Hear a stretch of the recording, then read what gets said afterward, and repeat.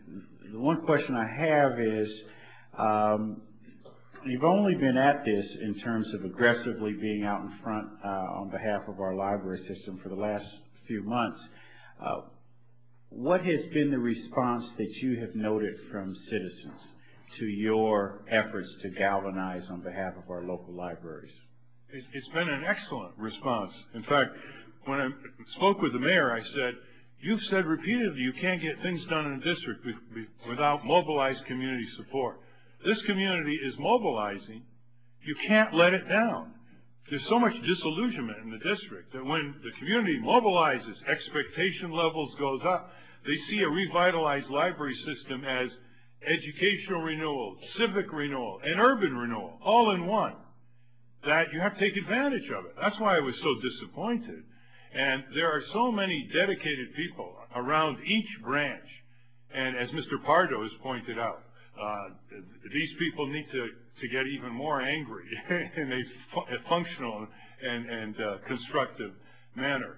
Because the library in its community has been too much Mr. Nice Guy. And Mr. Nice Guy ends up having to take the most cuts because the district people and the government think it's the path of least resistance. Well, I think this turnout is going to show there's no more Mr. Nice Guy. That fighting for the DC library means a level of intensity. And I'm very gratified to see that the reaction was really tremendous. Also the staff of the branches. I mean, you just get the feeling these people are hanging in there and they're being abandoned. They're being cut back. And you find very few more dedicated people than those in the DC library system. Well, I think you're right. I also believe that consistent with what you said, there's also another reality about the library galvanization efforts that you're undertaking. It is one clear way to bring people from all walks of life in this community together. I mean, it's an effort to bring those who happen to be rich in an environment and a cause with those who come from low-income Washington. It's a way to intermingle socioeconomic classes that otherwise wouldn't touch each other. And that is what is so encouraging about your efforts, and we really do appreciate it. Thank you. As Molly Raphael said, it's the most democratic of institutions. There are no box seats at the DC library. Thank you very much. Mr. Fenty, do you have any questions to Mr. Nader? Just one or two. I want to first thank you for your testimony and your advocacy. I want to ask what you think in your review of other library systems the District of Columbia government can expect with or without your particular enterprise in the way of private contributions. I have been told, and I do not know other library systems at all, that other library systems do in fact have a certain percentage of their budget that they count on from private contributions. Ours seems to be minimal at best at current level.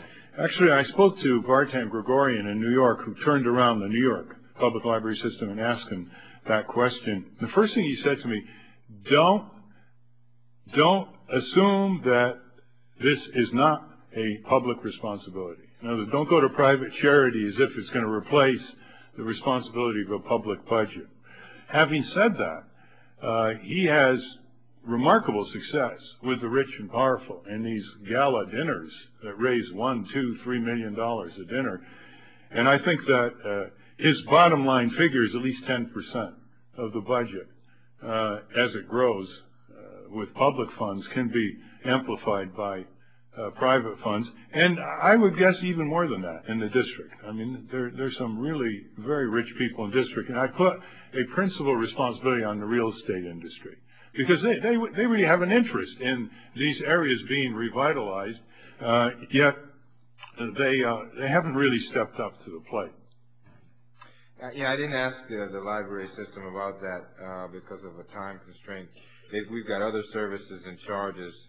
See, this includes fees, so it's not going to just be contributions of $1 million or so, which of course is a lot less than 10%.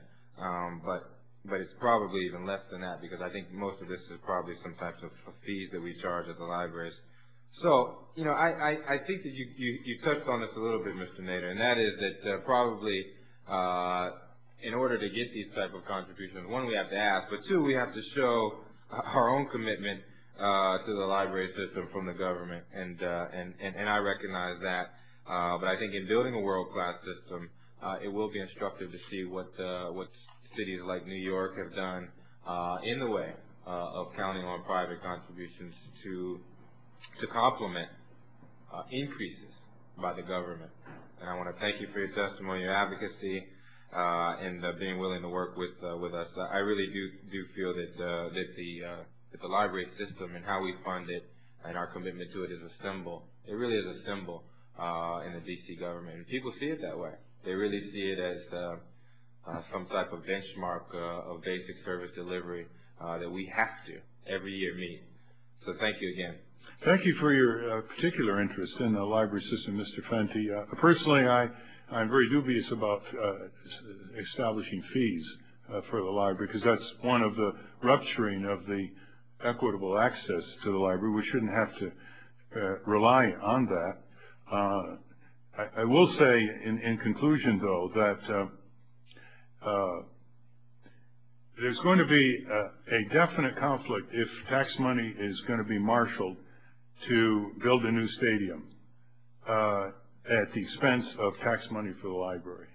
And if you think that this room is mobilized on this issue, wait until you see if another gigantic neighborhood and district is going to be gouged out instead of restoring RFK Stadium. Wait until you see the mobilization of the community on this one. It's just, there is absolutely no justification for subordinating the whole intellectual and civic services of the library to that other effort. If indeed we're going to look at it intermodally, which is really what the mayor was saying, you know, where is it going to come from to restore the library? Well, that's one place where it's going to be focused on. Thank you. Ms. Patterson? Thank you very much. I don't have any questions. Thank you for being here. Thank you for your advocacy. And as soon as you get libraries squared away, there might be one or two other issues we would want to talk to. Thank you. Thank you very much for your interest. Let me say finally that in your questions that you responded to from Mr. Fenty, a real critical point was made, and that is that your efforts will go nowhere if the private sector senses there's a retrenchment from the public government funding efforts. And so, you know, the committee realizes how important it is to demonstrate a commitment to libraries from the government. And we don't take that responsibility lightly, because that's the only way, frankly, you're going to have any success in finding the right corporate partners. And so we will do our part and assist you as you help the libraries, and you can then do your part. So we thank you very much. Thank you. I appreciate the way you say it, and Mr. Fenty said the sums are really not that great, are they, given a $3 to $4 billion district budget? So, and also the library amplifies the education system. It's almost an adjunct to the school system. So. It is completely an adjunct. You know, I know we've got to move on, and for you public witnesses, bear with us as we talk about this, but in my ward, I talked about the Francis Gregory Library earlier. There's the Benning Library. There's Anacostia. We've got several libraries east of the river.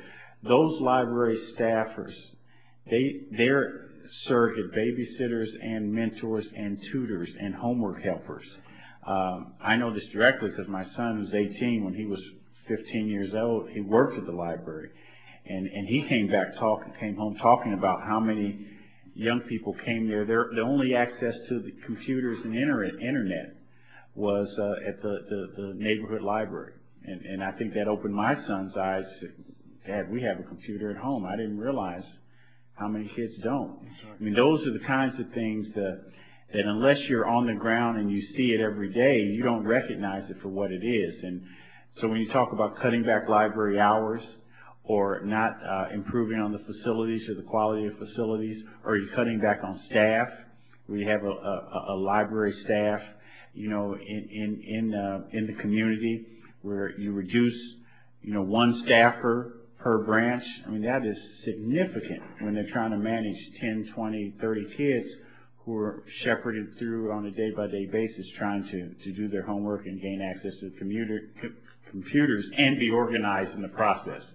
So we recognize that, and you're absolutely right, and we're going to do what we can to add to the support and demonstrate the public commitment the way it should be. Yeah, just as you say, these cuts spell into thousands of district youngsters growing up without a library experience. I mean, we've all had library experiences. Yeah. We know what it means. But thousands of these children are growing up without a library experience. Yeah, you're absolutely right. Thank you very much. We appreciate your efforts. Thank you, and thank members of the committee.